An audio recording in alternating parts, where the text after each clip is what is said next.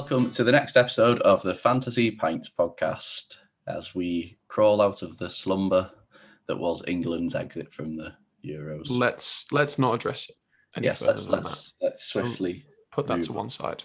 Yeah. But yeah, we're over that now. That's done. How are you doing, James? I'm okay. Yeah, I'm good. I'm just trundling through, carrying on. Keeping on. We probably should address the lack of release last week. I think we should possibly blame England and busy schedules. Yeah. Then move swiftly forward. Yeah. Apologies. Yeah, but obviously everyone was re-listening to Schaefer anyway, so it's all fine. Exactly. Yeah, exactly. We're joined this week by a DJ event host, voiceover artist, as you'll soon hear, Hattie Pearson. Worked on Hits Radio, Scruff of the Neck. She got her own club night, Girls on Film. Should be a good podcast. Yeah, I'm looking forward to it. Shall we get her in? Yes, let's go. We're joined this week by a special guest. She's a DJ, event host, voiceover artist. It's Hattie Pearson. How are you doing?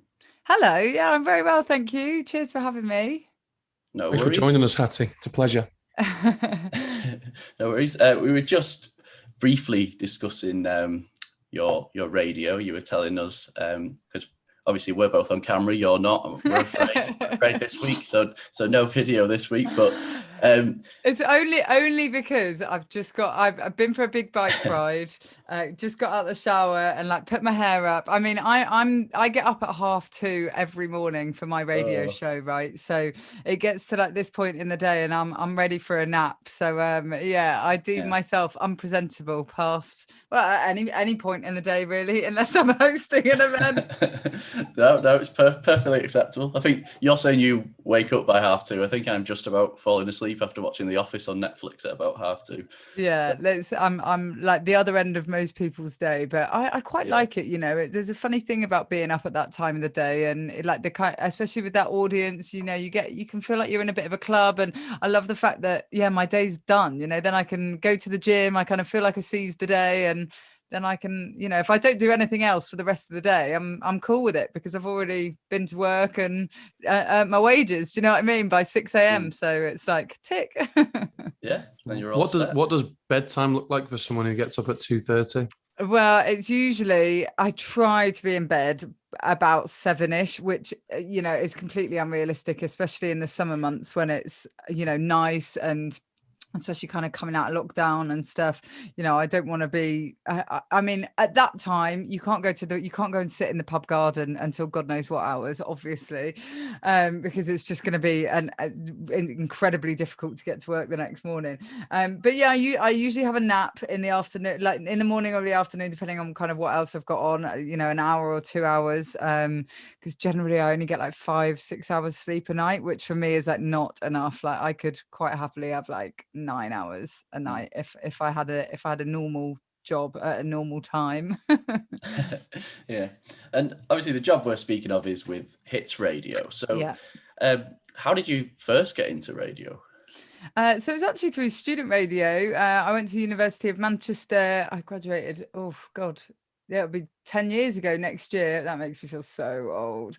But yeah, I just got into student radio at Fuse FM, a great student radio station in Manchester. And whilst I was there, kind of just threw myself in the deep end really, and just had a laugh. I had my own show, had another show with a mate, and interviewed loads of bands, that kind of interview requests that came through. And then whilst I was there, got involved with various work experience in Manchester. At that point, the BBC had literally just moved up to Salford Quays at Media City.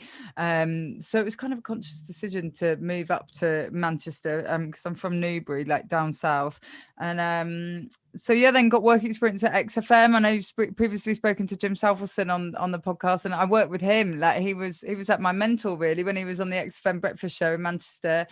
So did work experience for him, and then kind of got into the BBC. I was assistant producing at BBC Radio 6 Music and at Radio Manchester, and then as a runner at BBC Breakfast and stuff. And then I won Best Female at the Student Radio Awards in 2012, which got me a show on Radio 1. So did that, and that kind of helped me get recognised within the industry, and then start presenting at the like Q103 and the Hits Network there. That and then went over to XFM, was doing early breakfast there for a bit, and then it turned into Radio X, and then got moved to early breakfast in the week. And then I left and went to Q103 to do weekends, and then Q103 turned into Hits Radio. And then I got moved to early breakfast in January this year. And so that's it, really. Lots of moving and changing, and radio stations change names, and that's generally how it works in the industry. But yeah, so now I do early breakfast on Hits Radio, Monday to Friday, 4 till 6 a.m. Across Hits Radio nationally, digitally, and across the entire Hits Radio network as well. So I'm actually on like 26 radio stations at the same time as being on Hits Radio as well. Brilliant. And so tell us a bit about Hits Radio then. What's the sort of music that you play, and is there a focus on new music on your show? So my show is playlisted, and the format for Hits Radio is, none of the presenters kind of have free plays. It's a commercial hit music station. So yeah, kind of top 40 stuff, as well as loads of throwbacks. Like that's our kind of point of difference to like other competitors, really. So, a bit like noughties R&B, like I'm thinking, Sean Paul and Blue Cantrell, that kind of stuff, like Outkast, all the stuff that you'd want to hear at like a wedding. Do you know what I mean? when you've had a few drinks and you just want the DJ to play all the bangers, that's basically what Hits Radio does. And it's about the content, it's about the presenters and the personalities. There's some amazing presenters on the station, like Fleur East, who does breakfast. She's just awesome. She's got such a great energy, and her laugh is just so infectious. And then Gemma Atkinson, who's just awesome. She's so cool, and yeah, just such a lovely human being. She does Drive with Wes, and then Jordan Lee doing the evening show, getting some great artists through the door. So yeah, it's a really brilliant station, and loads of great sister stations, as well as Hits Radio Pride, which is just an amazing station doing some incredible things as well. And then Hits Radio Country, which is now Absolute Country, I think. Again, loads of changes going on, but yeah, it's a great place to be. And I broadcast from Manchester. I do the show from Castlefield. For anyone that knows Manchester, it's the radio station that's next to the Wharf pub in Castlefield. You can kind of walk over the bridge and you see all the presenters with their big faces up there. One of my faces, one of the faces up there. So yeah, it's a really cool place to do a radio show from, and it feels like you're in an important place doing an important job sometimes, anyway. It's one of my favourite pubs, the Wharf. Yeah, it's a good pub, a great Sunday dinner, and dog friendly, which is the most important thing as well, really.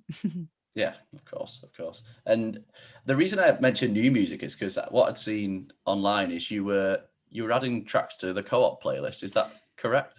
Yeah, so I do. So I curate a playlist for Co-op Radio, as in like the actual Co-op where you can go and get your baguettes and your croissants in the morning.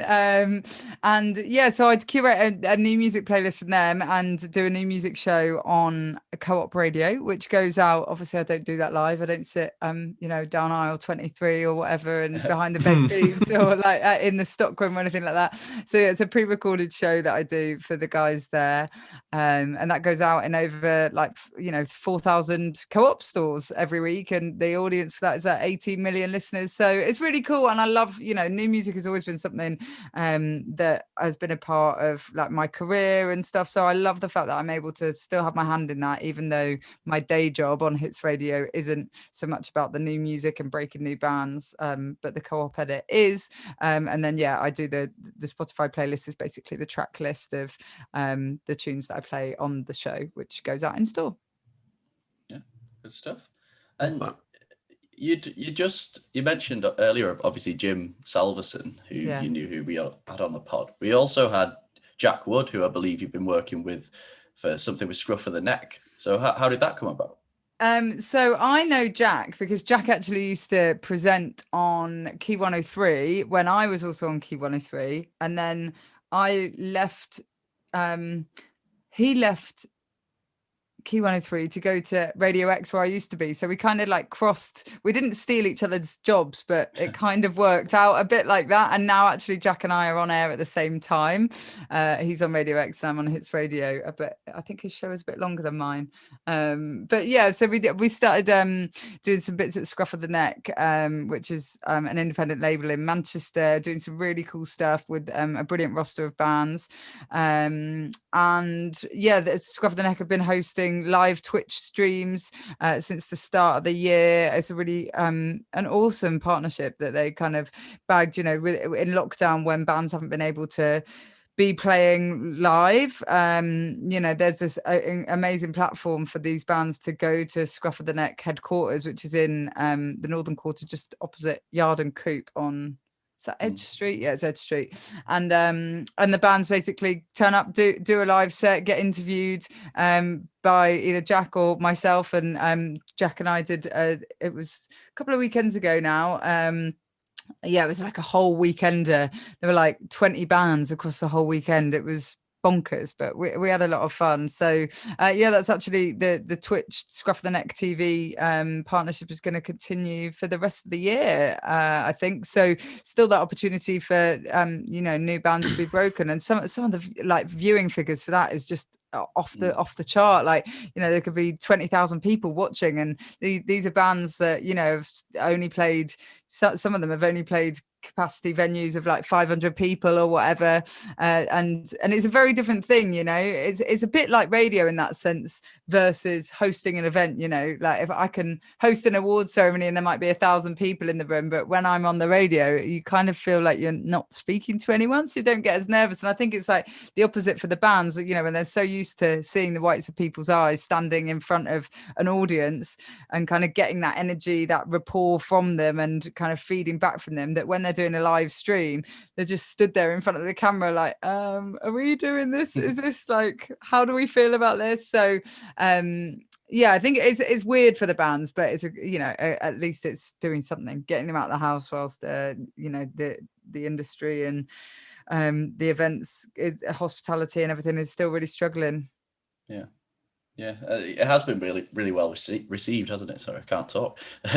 Online from what I've seen, like you said, and obviously live music reopening is around the corner, which means it'll be a return, I believe, on 31st of July for your Girls on Film. Yeah, that's right. Literally announced that a couple of days ago. Girls on Film, my club night, has been running.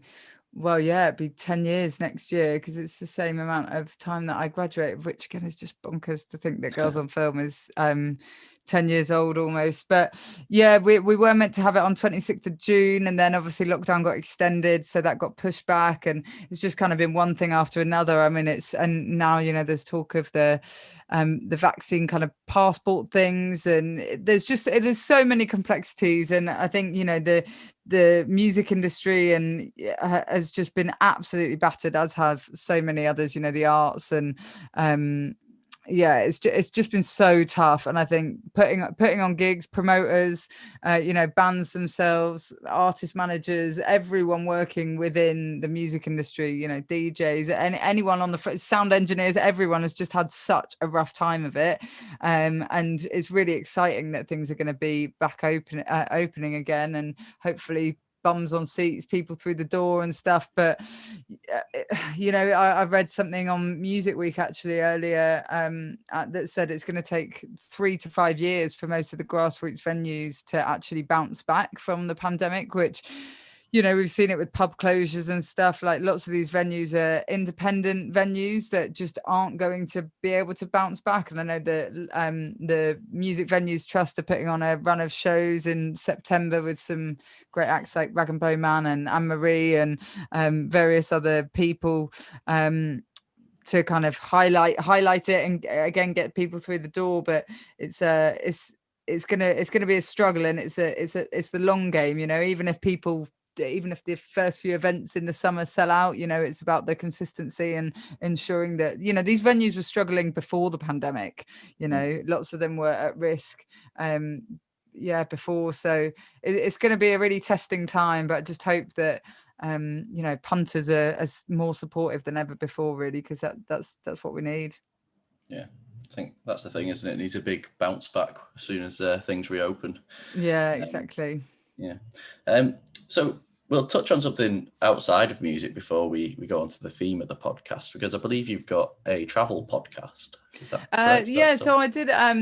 It's not currently running at the moment. It was a 4-part series that I did with the American platform Slate. Did that. Basically, 3 Americans came over. I actually think one of them was Canadian. Came over to the UK, and it was commissioned by American Airlines and British Airways. It was a podcast about basically showing 3 different people with different interests, parts of the UK. So it's called I Travel For, and one was kind of into food, and one was into history, and one was into nature. So it was a really cool series, like kind of docu-series to be a part of, a great platform as well. So absolutely loved that. Anything in the pipeline for the future with that, or? No, so that was kind of, like I say, a series that was commissioned as like a one-off, but hopefully, I'm in talks about pitching pitching and producing another podcast with a good friend of mine, all about dogs. So watch this space, and hopefully we'll pull our fingers out and get that sorted very soon. Second mention of dogs on the podcast. I'm taking it. I'm all for that. I love it. One thing I noticed, actually, I wanted to ask you about, but I didn't want to jump in, was when you mentioned where Scruff of the Neck is. It's opposite Yard and Coop. I didn't realise it was in the Northern Quarter. I didn't realise where it was. So surely then you must have eaten at Luck, Lust, Liquor and Burn.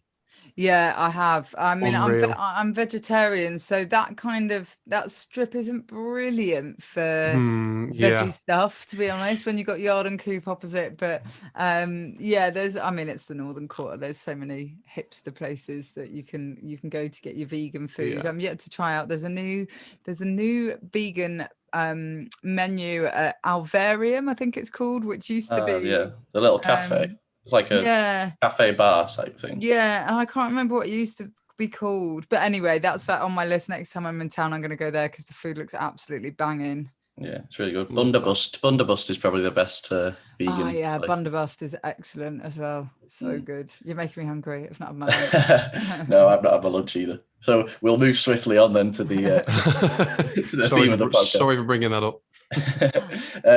So theme of the podcast, Fantasy Pints. We ask for 3 musicians, past or present, that you could go for a drink with for one evening. They're all together. They're all in the same room. Now, before we move on to your choices, I'd like you to choose a nice setting for these beverages. Oh, what? So anywhere? Anywhere. You could just describe your ideal little setting. It doesn't have to be little. Could be big. I don't know. Whatever you want. You know what? It's got to be. It's got to be somewhere in Manchester, isn't it? So it's got to be where my club night is, surely, Deaf Institute, which is the venue that holds dear in my heart. So let's say if it's only the 4 of us, me and my 3 guests, I'll say the basement of the Deaf Institute, which is grimy as anything. But I did actually have my 30th birthday party there a couple of years ago, and it's a great little spot. So I'm going for the basement at the Deaf Institute. Okay, good choice. I'm not sure that'll ever be picked again, but we'll go with that. So who is your first choice?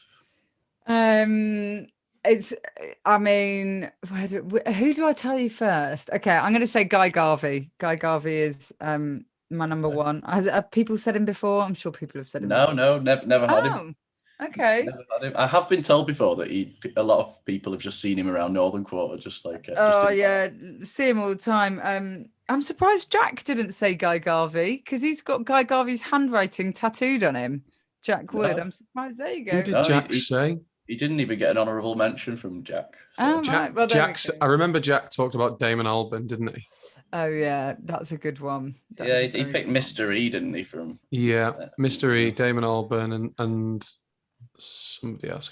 Was it He definitely mentioned Liam Gallagher, but there was Gallagher's mentioned. I'm not sure. Yeah. But anyway, so what's your reasons for choosing Guy Garvey? I mean, it's Guy Garvey. Do we need any explanation? I mean, yeah, Elbow are just a sensational band. I think Guy Garvey is one of the best writers of our generation. I love his solo stuff that he's done in recent years, and Elbow are just one of those bands that just deliver time after time. I've seen them live so many times. I've seen them at the O2 in London. I've seen them at Castlefield Bowl in the summer. I've seen them at Glastonbury, and they just get better and better, you know. They're just such a brilliant band to see live. You know, they're not about the pyrotechnics or, you know, they don't need all the bells and whistles. It's just Guy has a sensational voice. The band are bloody brilliant, and they know how to deliver a great live show with the crowd kind of eating out the palm of their hand. So yeah, Guy Garvey. Yeah, he's a really down-to-earth bloke as well, isn't he? I'll put you on the spot here. Favorite Elbow album? Oh. No, that's like picking a favorite child. I'm not doing it. I think it was a 10-year anniversary for one of them this year, wasn't it?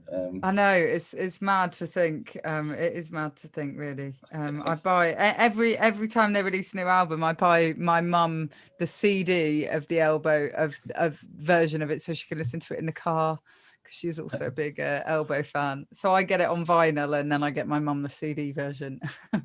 That's a nice touch.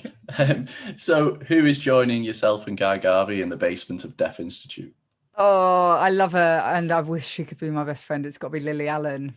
Another one not picked before. Yeah, I mean, I just love her. I think she's awesome. Like, you know, from when she first released you know, Smile and London, like, what was that, early noughties or something, I think. And I was at that kind of age where, and I think every girl in that period was like, right, I'm going to wear a dress and trainers, and like Lily Allen made that okay. And, you know, I've basically not worn heels with a dress since I saw Lily Allen wear trainers at Converse. So that's, yeah, I love her for that. But she's just incredible. Like her latest album, No Shame, just really resonated with me. I just think she's massively underrated as well. Like, she just doesn't get the support on like national radio that I think she deserves.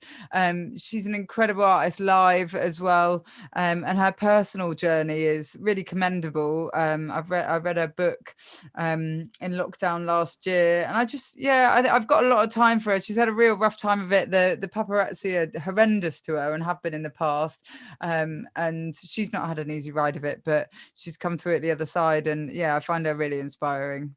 She seems to have had a bit of a resurgence lately, I think. She seems to be quite prominent in the media, and there was a time where, I'm not sure off the top of my head whether she was releasing stuff or whether she was just going under the radar, but seems to be picking up again. Yeah, it was when the Paps were in their, like, I mean, they still are pretty vile, aren't they? Let's face it. But I think it was when they were just going after her and completely haranguing her when she was, you know, she had a really tough time being like, she had a stalker and her marriage broke down, and it was all just so public, which you just think, you know, it's just not necessary. So I think she really suffered with that. But she's come out fighting, and she's sober, and she's remarried, and she's got beautiful kids, and you know, so yeah, I just love everything about her, really. Yeah, good choice. And who's your third and final pick then? Oh, this is a really tough one, and I'm so torn with.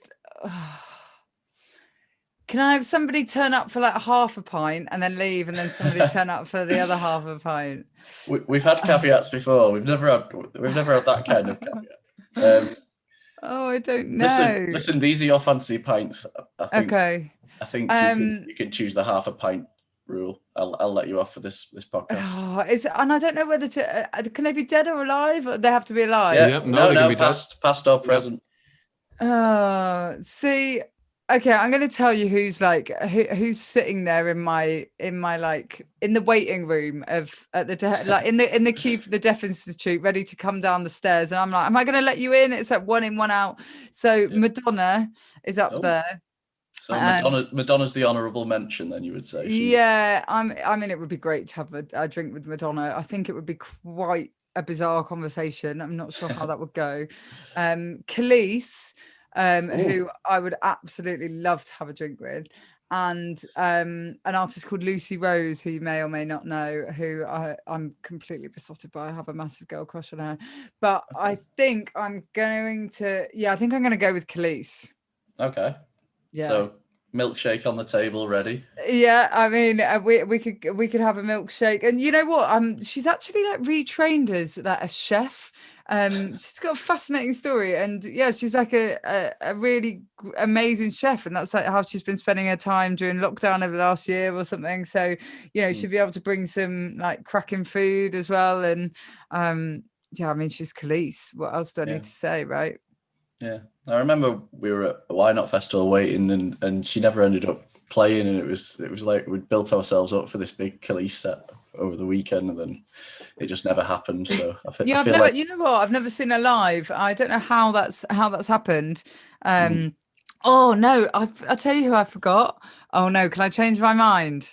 Are you now after you've got a milkshake on the table for Khalees, you're now sending her outside to queue outside the well, see, I want Khalees, but Mike Skinner. Mike Skinner is, I mean, if I could marry anyone in the entire world, I don't know why did I forget Mike Skinner? He's here now. Was picked recently, wasn't he? Oh, was he? I can't remember who picked Mike Skinner. He's been picked a couple of times, but I think we said at the time it's understandable. Yeah. Oh yeah, absolutely. It doesn't surprise me. Yeah. He's up there. He's up there in my sort of group. We haven't revealed who our three would be. That's saved for a later date, but he's up there definitely for me. Yeah, he would. He'd know. I wonder what he'd get in. I reckon he'd probably get the shots in, or he'd be straight on the whiskies, wouldn't he? But I do love myself a bit of Mike Skinner. Yeah, I think we mentioned last time he's just a really deep thinker, isn't he? So I couldn't imagine what the conversation would be like when you sat around the table with him. Yeah. And then obviously it's like you wouldn't want to be there and not have one of the Spice Girls, but then it's like, well, which one do you choose? So then I'd be like, well, it's got to be the Mel B or Mel C. So yeah, I mean, I'm going to struggle with that. Just send them outside with Khalees and there's a long queue for me. Well, Guy Garvey sits and enjoys it. Yeah, exactly. I can imagine Guy just being really like stoic and being like, why am I sat here with like Lily Allen and Mike Skinner? It would be bizarre. It would be a very bizarre situation. No, but I love how this is all happening in the basement of the Deaf Institute. Well, the thing is with the basement at Deaf Institute, the capacity is about 50, and I do it as a private hire. So technically, like, it's my space. I can surely have like as many people as I want, right?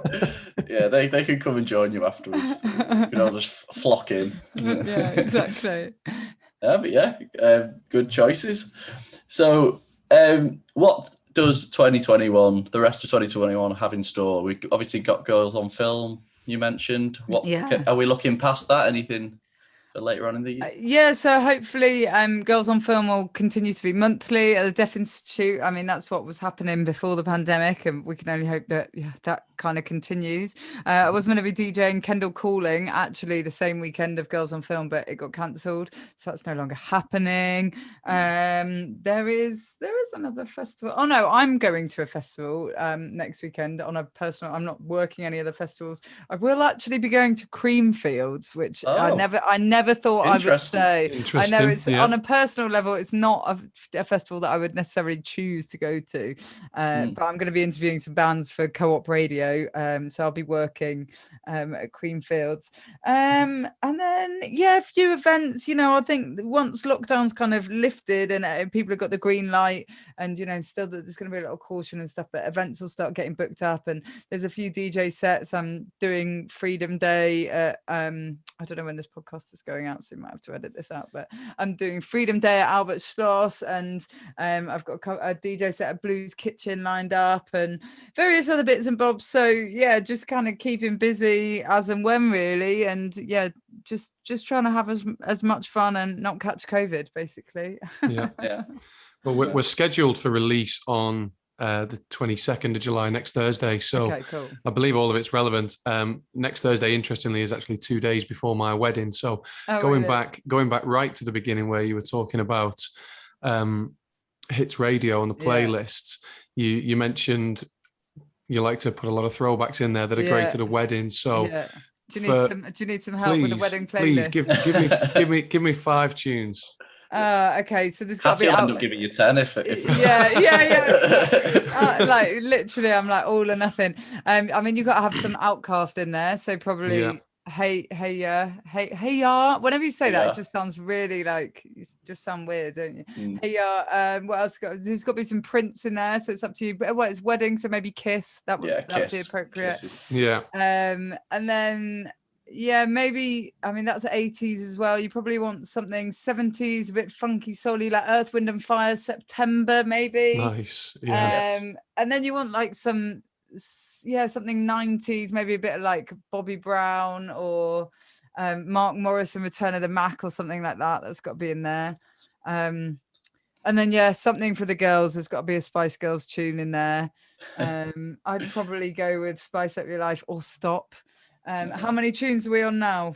I think that's 5 or 6. I think. Okay. Smash that. Yeah. It doesn't take me long. Yeah, give me a playlist for any occasion, and I can like ream off a load of tunes. Love that. I'll send you the invoice for that as well. Yeah. I'll look forward to hearing those, James.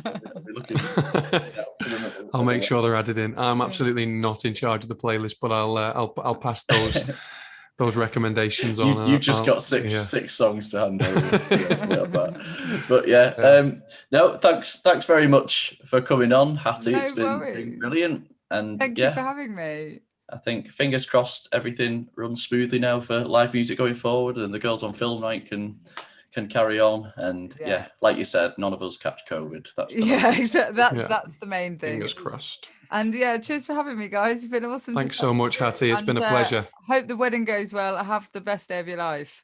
Thank you. I will try my best. I'll try as well. Yeah. But thanks very much. Cheers. See you. Thanks, Hattie. Bye now. Yeah, so that was Hattie Pearson. I'm not sure about you, James, but it was strange without the video on this time, wasn't it? Yeah, the first time. I think, in fact, when we spoke with Clinton was the only other guest to not want to jump on video, but of course then we had Alex, who did jump on video.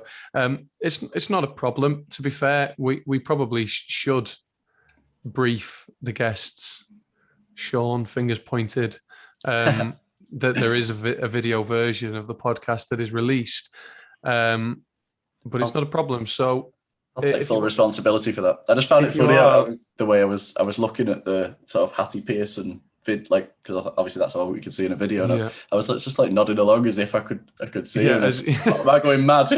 Yeah, well, I did think about that, because you've still got to give the kind of non-verbal cues, haven't you? Because she can see us. Yeah, I wasn't sure if she could see us or not, but I think she probably could.